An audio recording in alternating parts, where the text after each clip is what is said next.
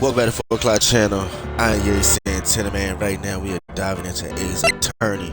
Now we're gonna start with the first one. You know what I'm saying? Episode 1, the first turnabout. Let's get this show popping. Now this game will be fully narrated by your boy. You know what I'm saying? Get your snacks, get you something to drink, you know what I mean? And lock in.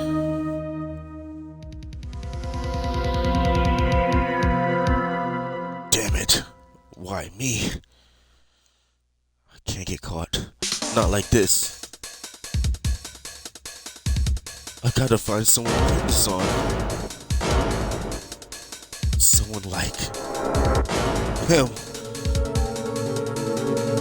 I'll make it look like he did it.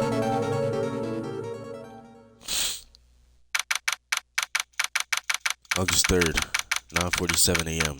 District Court. Defendant lobby 2. Boy, am I nervous. Right. Oh, hiya, Chief. Glad I made it on time. Well, I have to say, Pheonix, I'm impressed. Not everyone takes on a murder trial right off the bat like this. It says a lot about you and your client as well. Thanks. Actually, it's because I owed him a favor. A favor? You mean you knew the defendant before this case? Yes. Actually, I kind of owe him my current job to him. He's one of the reasons I became an attorney. Well, that's news to me. I want to help him out any way that I can. I just really want to help him out that much. It's over. My life, everything, it's all over. Is that your client screaming over there? Yeah, it's him.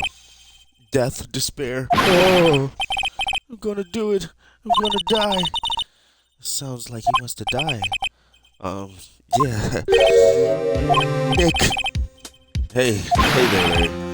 Dude, I'm so guilty. Tell them I'm guilty. I need a death sentence. And afraid to die. What? What's wrong, Larry? Oh, it's all over. I'm finished. Finished. Can't live in a world without her. I can't. Who took her away from me, Nick? Who did this? Oh, Nick, you gotta tell me who took my baby away. The person responsible for my girlfriend's death. The newspapers say it was you. My name is Pheonix, Wright. Here's the story. My first case is a simply fair one. A young woman was killed in her apartment. The guy they arrested was the unlucky sap dating her. Larry Butts, my best friend since grade school. Our school had a saying, when something smells, it's usually the Butts. In the 23 years I've known him, it's usually been true. He has a knack for getting himself into trouble. One thing I can say though, it's usually not his fault. He just has terrible luck. But I know better than anyone that he's a good guy at heart. That and I owe him one, which is why I took the case to clear his name. And that's just what I'm going to do. August 3rd, 10 a.m., District Court, courtroom number 2. Court is now in session for the trial of Mr. Larry Butts. The prosecution is ready, Your Honor. The defense is ready, Your Honor. Mr. Wright, this is your first trial, is it not? Yes, Your Honor. I'm a little nervous. Your conduct during this trial will decide the fate of your client. It is a serious charge. For your client's sake, I hope you can control your nerves. Thank you, Your Honor. Mr. Wright, given the circumstances, I think we should have a test to ascertain your readiness. Yes, Your Honor. Shaky, I say. The test will consist of a simple few questions. Answer them clearly and concisely. Please state the name of the defendant in this case. Larry Butts. The defendant? Well, that's Larry Butts, Your Honor. Correct. Just keep your wits about you and you'll be fine. Next question. This is a murder trial. Tell me what's the victim's name. I know this one. I read the case report cover to cover so many times. It's... wait, I forgot. I'm trying to total break here. Pheonix, are you absolutely sure you're up for this? You don't even know the victim's name? Oh, the victim? Of course I know the victim's name. I, just forgot. Temporarily. I think I feel a migraine coming on. Look, the victim's name is listed in the court record. Just press the right bumper to check it at any time, okay? Remember to check it off and do it for me, please. I'm begging you. Mr. Wright, who is the victim in this case?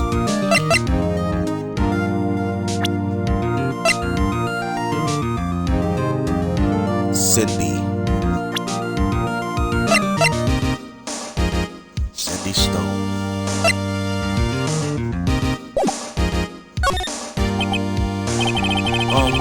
The victim's name is Cindy Stone. Correct. Now tell me what the cause of death is. She died because she was... loss of blood due to blood trauma. She was struck once by a blunt object. Correct.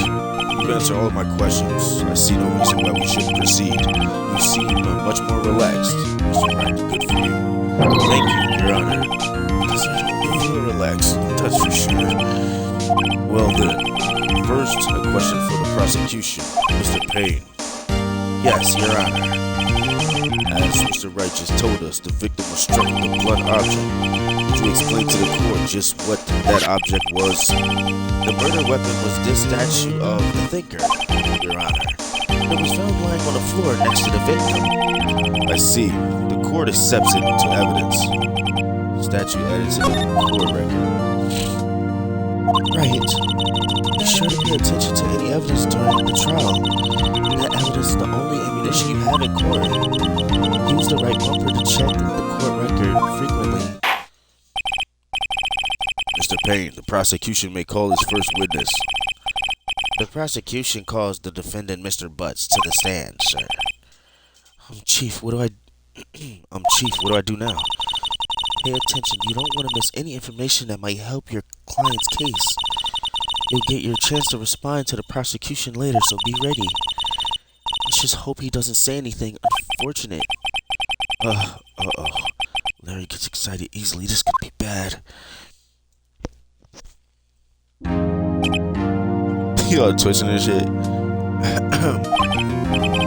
Mr. Butts, is it not true that the victim recently had dumped you? Hey, watch it, buddy. We were great together. We were Romeo and Juliet, Cleopatra and Mark Anthony. Damn, I'll die. I wasn't dumped. She just wasn't taking my phone calls or seeing me. Ever. What's it to you anyway? Mr. Butts, you describe as generally what we mean by dumped. In fact, she had completely abandoned you and was seeing other men. She had just returned from overseas with one of them the day before the murder. What do you mean, one of them? Lies. All of it, lies. I don't believe a word of it. Your Honor, the victim's passport. According to this, she was in Paris until the day before she died. Passport added to the court record. Indeed, she appears to have returned the day before the murder. Dude, no way. The victim was a model, but she did not have a large income. It appears that she had several sugar daddies. Daddies? Sugar? Yes, older men who gave her money and gifts. She took their money and used it to support her lifestyle. Dude! You can clearly see what kind of woman this Miss Stone was. Tell me, Mr. Butts, what do you think of her now? Right. I don't think you want him to answer that question. Yeah, Larry has a way of running his mouth in all the wrong directions. Should I?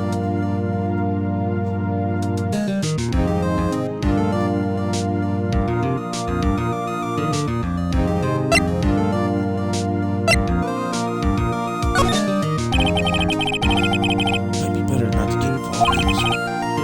Well, Mr. Butts. Dude, don't. way! That cheap dog! I'm gonna die! I just dropped dead! Yeah. And when I met her, I'm going to get to the bottom of this. Let's continue with the trial, shall we? I believe the accused's motive is clear to everyone. Yes, quite. Oh boy, this is not so good looking. Next question. You went to the victim's apartment on the day of the murder, did you not? Oh, well, did you or did you not? Well, maybe I did and maybe I didn't. Oh, he went. What do I do?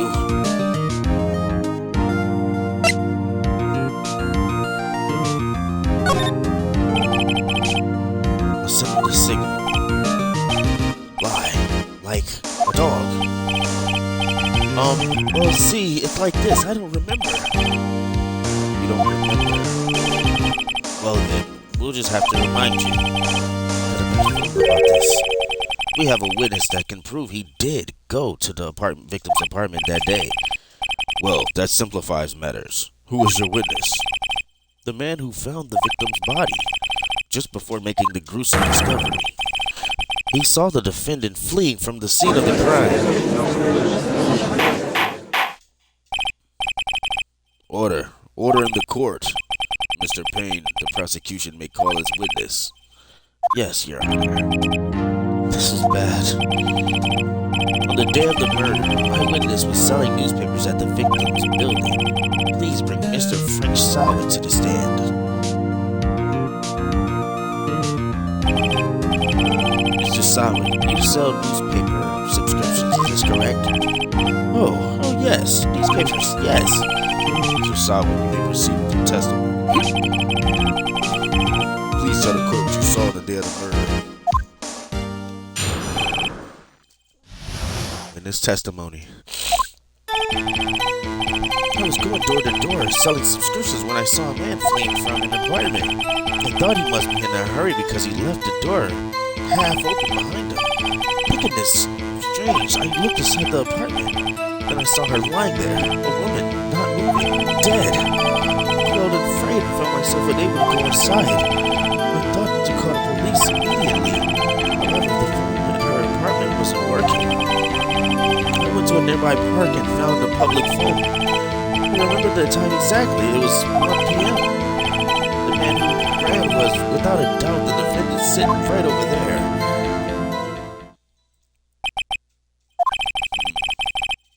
Larry, why didn't you tell the truth?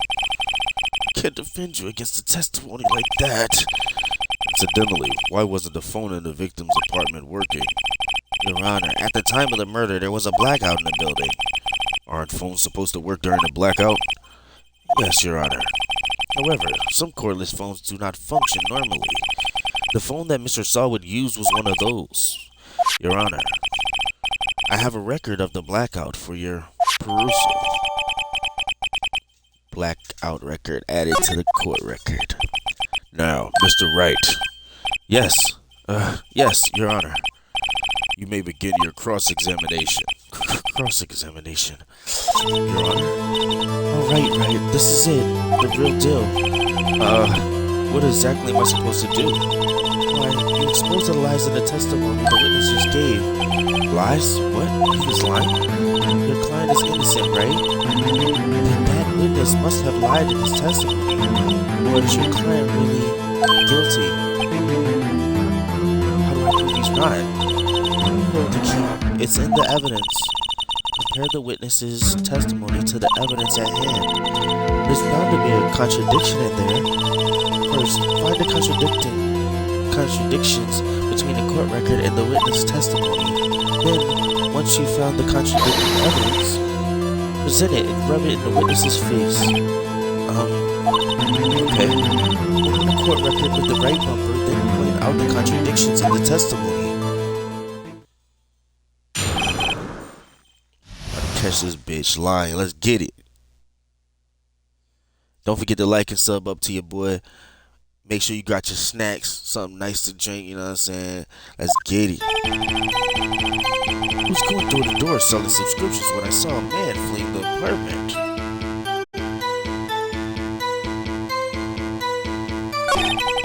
I thought he must be in a hurry because he left the door half open behind him. Half open, you say? Yes, the door was open halfway, yes. I watched for a moment, but no one came close to the door. That's odd. In a big city like this, I thought. See, and what happened next? Thinking it was strange, I looked inside the apartment. I saw her lying there, a woman, not moving, dead. I crawled and frightened and found myself unable to go inside. So you didn't touch anything in the apartment? Yes. I mean, no. Nothing. Okay, what happened next? I thought to call the police immediately. However, the phone in her apartment wasn't working. You just said that you ain't going to the apartment. The phone in her apartment wasn't working. Yes, I mean, no, it wasn't, right? But you said you didn't go into the apartment, did you? Oh, that. I can explain that. There was a cordless phone on the shelf in the entranceway. I reached aside and tried to use that to call. That phone wasn't working, correct? What happened next? I went to a nearby park and found a public phone. Why use a public phone? Well, you see, I don't have a cell phone, and being in the middle of the afternoon, there was no answer at the nearby apartments. Right, what time did you call again? I remember the time exactly. It was 1 p.m. 1 p.m.? Are you certain? Yes, absolutely. It seems really confident. 1 p.m.? Right. Doesn't that seem strange to you? Present some evidence and contradict him. I remember the time exactly. It was 1 p.m. It was 1 p.m. She died between 4 and 5. Objection! Objection! You found the body at 1 p.m. You're sure? Yes, it was 1 p.m. for certain. Frankly, I find that hard to believe. Your statement directly contradicts the autopsy report. The autopsy notes the time of death at sometime after 4 p.m. There was nobody to find at 1 p.m. How do you explain this 3-hour gap?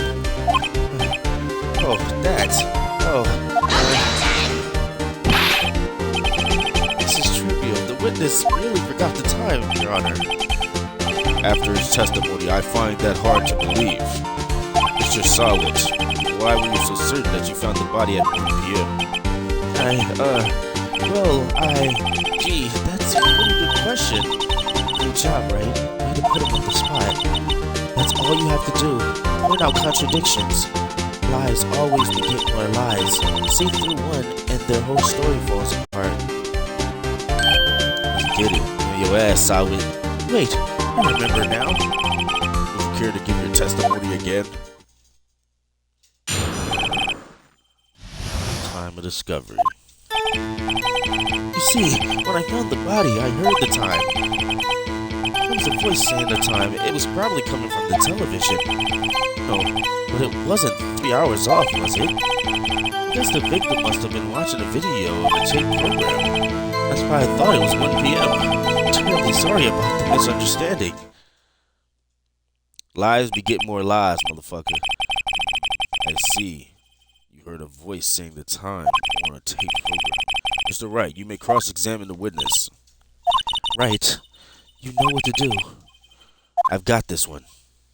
I'm on your ass, Solid.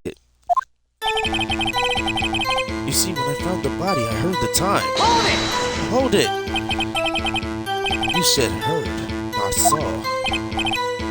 Yes, heard. All I saw was the body lying there. I didn't think to look at anything else, least of all my watch. Isn't that a little strange? So you're saying you heard something, but if you were so shocked by the body, you wouldn't hear anything at all. The witness did say he actually heard the time. It's ludicrous to suggest he wouldn't hear anything. I have to agree with the prosecution. Witness, continue your testimony. It was a voice saying at the time it probably was coming from the television. It was a blackout, so it wasn't coming from the television. What are you yapping about? Objection! Objection! Hold it right there. The prosecution has said there was a blackout at the time of the discovery, and this record proves it. You couldn't have heard a television or video. The defense has a point. Do you have an explanation for this, Mr. Sawi? No, I find it quite puzzling myself. Quite. Wait, I remember now. Mr. Sawi, I prefer to hear an accurate testimony from the very beginning. These constant corrections are harming your credibility. That and you seem rather distraught. My apologies, Your Honor. It must have been the shock of finding the body. Very well, Mr. Sawi. Let's hear your testimony once more, please. Your ass, Mrs. Sawi. Actually, I didn't hear the time I saw it. There was a table clock in the apartment, wasn't there? Yeah, the murder weapon. The killer used it to hit the victim. That must have been what I saw. You saw a clock. I guess that would explain it. The defense may cross-examine the witness. Gladly. You nervous now, boy? I'm on your ass. Actually, I didn't hear the time I saw it. There was a table clock in the apartment, wasn't there? Excuse me. Yeah, the murder weapon. The killer used it to hit the victim. It's a statue. It's a statue.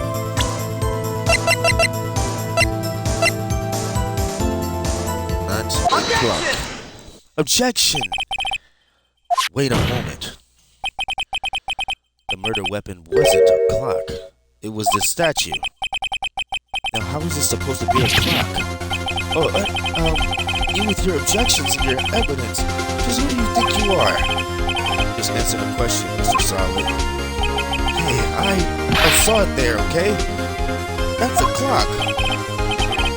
Your Honor, if I may. Yes, Mr. Wright. As the witness stated, this statue is indeed a clock. The neck is a switch. You just tilt it and it says the time aloud.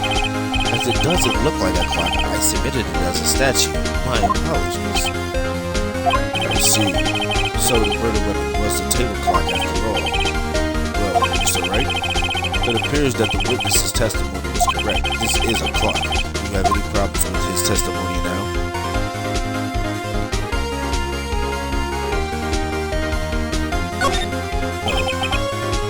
Guess not.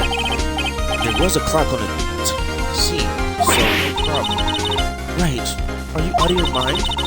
That clock doesn't look like a clock at all. The witness couldn't have possibly known it was a clock just by seeing it. He said himself he never entered the apartment. It was in his testimony. Hey, you're right. Is something the matter? Does the defense have anything to add? Yes. Yes, I do. The only way he could have known the weapon was a clock is to hold it in his hand. Yet, the witness testified that he never entered the apartment. Clearly a contradiction. Indeed. The witness knew it was a clock because he went into the apartment. You're lying. You were inside the apartment when the day of the murder. Oh yeah? Prove it. Plug me in there. I'll do better than that. I can prove you were the one who killed her. You struck her with the clock, and the shock of the blow triggered the clock's voice. That was the sound you heard. Order in the court. Tree, please continue, Mr. Wright. Yes, Your Honor. Mr. Savage, the sound must have left quite an impression on you. Understandable, since the murder weapon spoke just as you hit the victim. That voice was burned into your mind. That's why you were so certain all the time. What's the meaning of this? This is all baseless conjecture. Baseless? Just look at the witness's face. Did the witness care to elaborate? Did you strike the victim with the clock? That day, I never, look, the clock, I heard, no, I mean, I saw, Gah! What the fuck, my guy? Shut up, I hate you. It was him, I tell you, I saw him. He killed her, and he should burn, give him death. He just threw his toupee. Order in the court, I say. Your Honor, a moment, please. There isn't a shred of evidence supporting the defense claims. Mr. Wright, Your Honor, you claim the sound the witness heard came from the clock. Do you have any evidence? No case of this. I better think it through carefully. Your Honor, the sound Mr. Sawit heard was definitely this clock. A fact which is clear if you simply... Let's sound the clock now here in this court.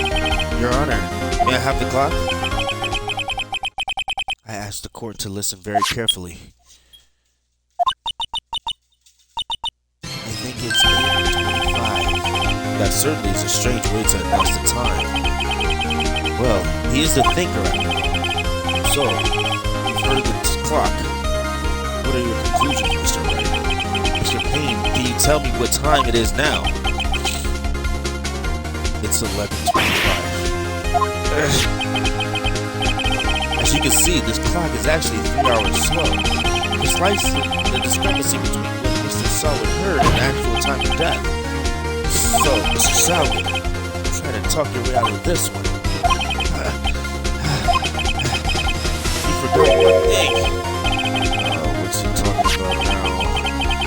Well, it may seem like that clock is running 3 hours slow. It proves nothing. How do you know it was running 3 hours slow on the day of the murder? If you can't prove that, you don't have a case.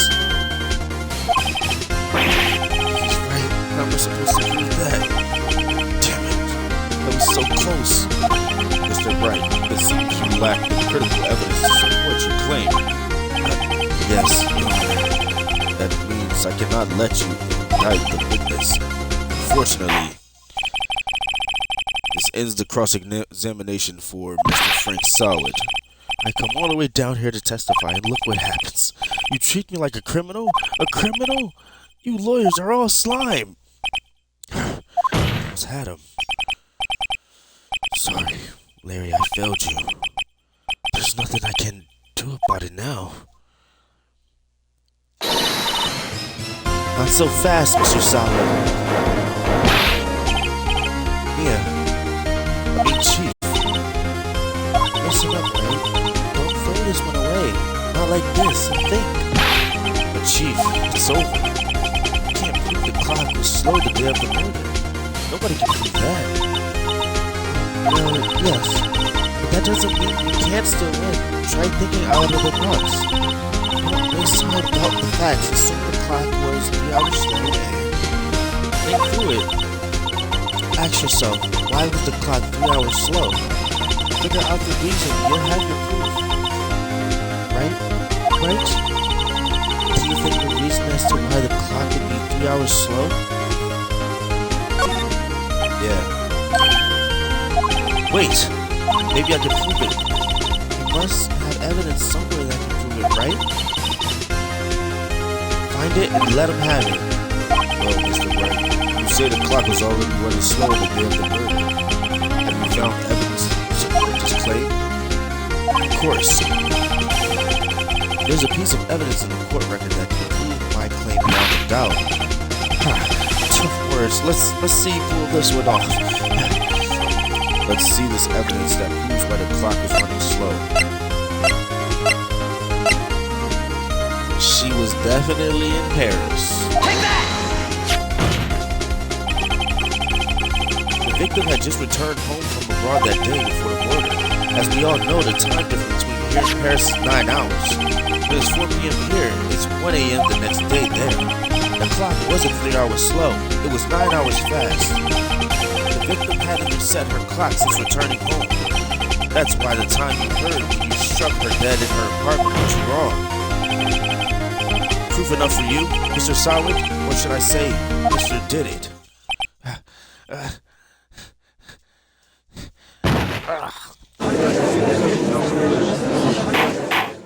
You're going to jail. Order. Order, I say. Well, this case has certainly turned out differently than we all expected. Mr. Payne, your witness, he was arrested and taken away, Your Honor. Very well. Mr. Wright? Yes, Your Honor. I have to say I'm impressed. I don't think I've ever seen someone complete a defense so quickly and find the true culprit at the same time. Thank you, Your Honor. At this point, this is only formality, but this court finds the defendant, Mr. Larry Butts, not guilty.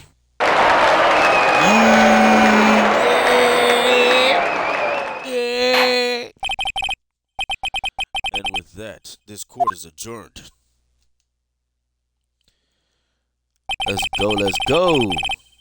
It turns out Frank Sawit was a common burglar. He poses as newspaper sales and to check and see when people were out of their houses that day. When Larry went to her apartment, the victim wasn't home. After he left, Mr. Sawit let himself in to do his dirty work. While he was searching her place, the victim returned. Flustered, Mr. Sawit grabbed the nearest blunt object he could find. Poor baby girl. Poor little sugar baby. August 3rd, 2:32 p.m. District Court. Defendant lobby number 2. Phew. I still can't believe we won. Right. Good job in there. Congratulations.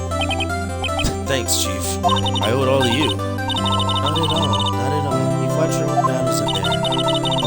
It's been a while since I've seen a trial end on such a satisfying note. I've never seen the Chief looking this happy. She's this glad. Imagine how Larry must feel. My life is over. Larry, you're supposed to be happy. What's wrong now? Oh, Nick. Don't worry about me. I'll be dead and gone soon. Good. Wait. No. I mean, bad. Bad. Larry. Larry, you're innocent. The case is closed. But my Cindy Winnie's gone, man. Gone forever. Larry, she was no, never mind. Congratulations, Harry. Harry? Yes, you. I can practically see the headlights now. Harry Butts, innocent. Hey, thanks. I really owe you. I won't forget this, ever. Let's celebrate. Dinner, movie, my treat? No, I couldn't. Hey, I was the one who got you off the road. Oh, hey. Here, take this. It's a present. A present for me? Wait, wasn't this the evidence that... Actually, I made this plaque for her. See? I made one for her and one for me.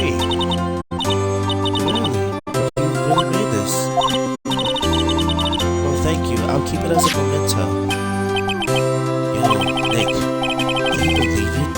I was so into that chick, and she was just playing me for a fool. Don't that just make you want to cry? Larry, are you so sure? Excuse me? I think she thought quite a lot of you in her own way. You don't gotta sympathize with me. It's okay. Oh, I'm not just sympathizing, really. Isn't that right? Don't you have something to show your friend? Something that proves how she felt about him? Huh? Oh yeah, right. What the heck is she talking about? the statue. She kept the statue. Check this out, Larry. Positive. Or just some chump to her. Huh? What about the clock? This is the clock you made for her, Larry. And she took it with her. But she traveled. Whatever. She probably just needed a clock, that's all. I think so. It's a pretty heavy clock to take traveling. Well, make of it what you will. Hey, Nick. I'm glad I asked you to be my lawyer, man. Really, I am. Thanks. That made him feel a little better. Right. I hope you see the importance of evidence now. Also, hopefully you realize things change depending on how you look at them. People, too. We never really know if our clients are guilty or innocent. All we can do is believe in them. And in order to believe in them, you have to believe in yourself. Right? Listen, learn, grow strong. Never let go of what you believe in. Never. Well, I think our work here is done. Shall we be off? Yeah, I guess so. Say, how about dinner? We'll drink a toast to innocent butts. Yeah. Oh, speaking of Harry, you were saying part of why you became a lawyer was because of him, right? Yeah, part at least. You'll have to tell me more about it sometimes, maybe over drinks. And so, my first trial came to a close. Larry slapped me on the back and said, "Gee, Nick, it's good to have friends. I'm pretty sure he's not going to pay us unless you have to count the clock he gave me at." I didn't know it then. That clock was soon going to be at the center of another incident, and my promise to tell the chief about me and Larry would be one promise that I wouldn't be able to keep. The end. Ayy. I appreciate everybody got a chance to watch the video, man. Like and sub up to your boy. Don't forget, take your time, protect your energy, you know what I'm saying? Help me build this channel for the community. I'm gonna get with y'all in the next video. Yeah.